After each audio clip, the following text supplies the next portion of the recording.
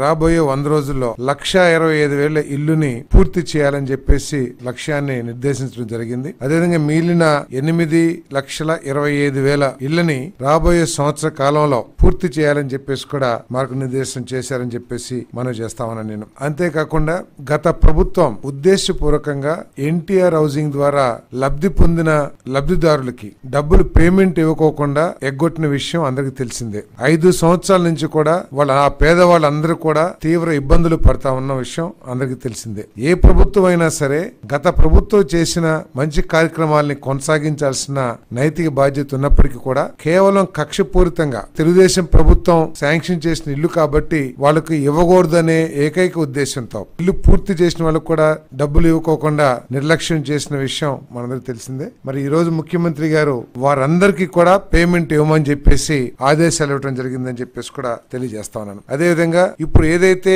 Housing programme జరుగుతుందో వాటి మీద ఎంక్వైరీ వేసి ఎక్కడైనా సరే అనర్హులైన లబ్ధిదారులు ఉన్నారా, తర్వాత మోడర్న్ టెక్నాలజీస్ వినియోగించుకుని నిర్మాణంలో ఏమన్నా లోపాలు ఉన్నాయా, పేదవాడికి నష్టం జరగకోకుండా అన్ని విషయాలను కూడా పరిశీలించమని చెప్పేసి కూడా ఆదేశించడం జరిగిందని చెప్పేసి నేను మనవి చేస్తా ఉన్నాను.